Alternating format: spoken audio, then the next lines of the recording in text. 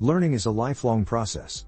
We are constantly learning new things daily, be it through web searches, social media, or even by observing others do their jobs. For most of us, knowledge acquisition occurs in small pieces, through unstructured searches, and reading on the web. A majority of this learning happens in small chunks, through sources that are not designed as formal courses, but still impart knowledge. This trend gives us instructional designers an important training need and indicator for the modern audience. Our learners have evolved. They may still need structured training that is 1 or 3 hour long in duration, or courses that extend across days. However, they also want quick packets of on-demand learning that continually enhance their knowledge and skills. Such small, consumable on-demand learning packets have become popular and supply the learning that satiates the training demand. Such packets are called MicroLearning. Let's learn more about MicroLearning. What is MicroLearning? MicroLearning is the process of learning in small, digestible and manageable chunks, with focused and precise information. It is based on short-term learning activities, lesson plans, projects, and assignments. The focus is on one objective rather than a broad subject, that is, the topic is broken down into smaller information, and learners can access this information whenever they need it or even on the go. Thus, in MicroLearning, lessons are short with no defined duration, and can be learned anytime, anywhere, at one's own pace, via any modality. You are microlearning, for example, when you watch a YouTube video on how to install a new software on your PC or how to bake cookies, when you read a blog to understand comma usage, when you listen to a podcast on project management, or when you ask a colleague for advice, etc. When to use it? The use of microlearning is growing. It can be used to demonstrate and develop skills, gain information, understand concepts, explain parts of a process or steps, and increase employee engagement. It can be more effective when used to reinforce what has already been taught. For example, after a long training session, a facilitator can send short write-ups or tips from the training session. Thus, it can be more successful when used with blended teaching method. However, avoid using microlearning when a learner is moving from novice to fluency.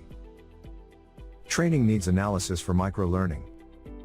If you develop a microlearning curriculum, but if it's not needed or doesn't meet the learning goals, then you'll just end up creating something redundant, which doesn't do justice to your efforts, learners' time, or company's money.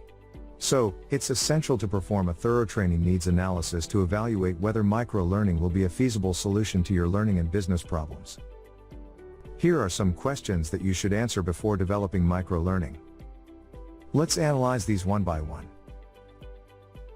When analyzing goals, ask, what's my training goal? What's the business need? With these questions, evaluate whether you can meet your business and training goals with microlearning. If any other mode of learning seems better, make a note of the option and further check whether microlearning is really needed. When analyzing the audience, first ask, does the target audience have the tools to enroll and follow a microlearning curriculum? With this question, check to ensure that your audience can consume what you develop. Next question to ask is, has the target audience been subject to another microlearning curriculum in the past? What was their reaction? Use this question to gauge whether your audience is comfortable with microlearning solutions. The final question for audience analysis is, what's the demography of your target audience? Will a microlearning curriculum be interesting for your target audience? Use this question to analyze your audience's demography such as age, distribution, gender, and profession before designing a microlearning curriculum. Now, let's examine the delivery and evaluation aspect of microlearning. You can start this by asking, do you want to track the training on a learning management system, LMS? Or, will a video hosting solution like YouTube or Vimeo be sufficient to deliver your microlearning modules? Answering these questions is important, because, if you want to track the training on an LMS, ensure that your LMS supports mobile training delivery. This is because one of the major benefits of microlearning is that learners can access and consume the learning modules on the go on their mobile devices. You don't want to miss out on this key benefit on choosing microlearning as a delivery strategy, right? So, ensure your hosting solution such as the LMS provides a seamless mobile experience. In addition, ensure that when you are tracking learner progress via the LMS, you can view reports for tracking the consumption of microlearning courses. The next question to ask is, Do you want your learners to post or interact through online activities, forums, or social media? Micro-learning courses are short. So, your learners may want to extend interactions or post queries related to learning more about the topics on online forums or social media. Hence, determine if your students are likely to use such platforms.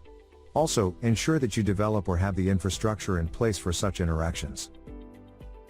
The next question to ask for analyzing delivery and evaluation is, do you have the infrastructure to develop, deliver, track and measure the effectiveness of the micro-learning modules? Your current infrastructure may not be best suited for delivering seamless micro-learning experiences. Also, check if you need to invest in a new delivering platform.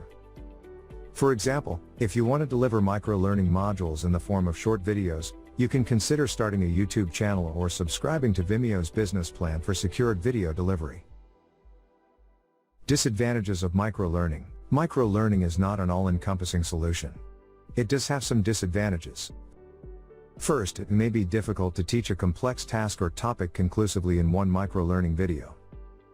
One solution to this problem can involve creating a series of smaller pieces, and continually build and share a playlist with your learners.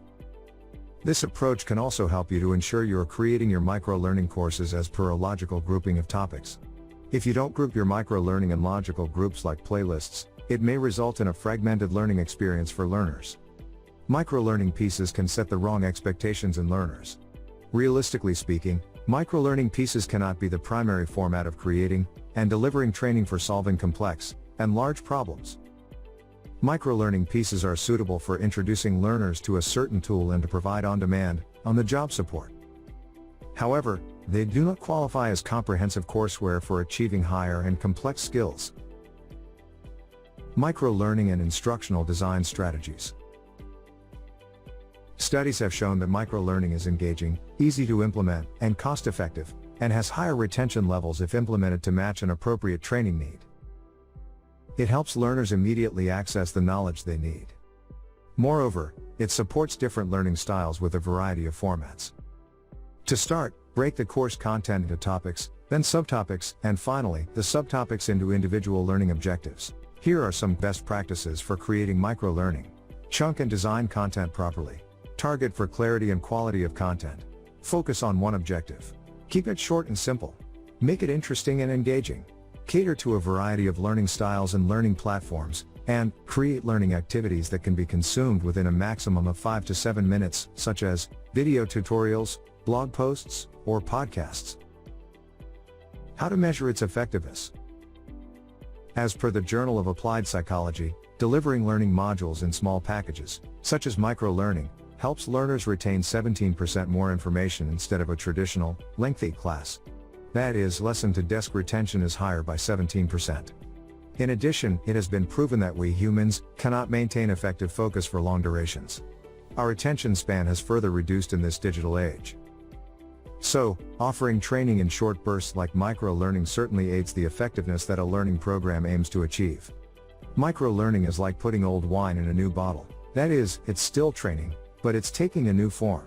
So, the traditional methods of training effectiveness and evaluation are still relevant.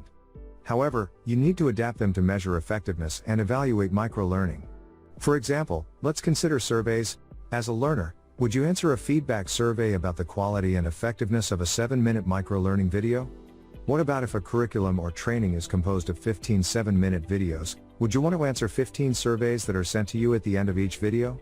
Most of us would get irate when asked to answer surveys frequently. Hence, as instructional designers, we need to adapt the old methods of measuring for the new mode of training. For example, for the second scenario, you can consider sending a survey to learners after they watch all 15 videos. This is another benefit of collating small micro-learning modules into a logical playlist. In addition, consider measuring other metrics that marketers use. For example, if you read a blog as a part of your learning curriculum, measure how long a reader or learner stays on your webpage. Or, if you have created a video, measure how many of your learners are watching the video end to end. So, to sum up, micro-learning is bite-sized learning created to satiate immediate learning requirements. Recent studies have shown that our attention span is getting shorter, and so short and focused snippets of information is the key to avoid information overload. With the help of modern technologies such as smartphones and tablets, microlearning can be an effective tool for learning anytime, anywhere, and at your own pace.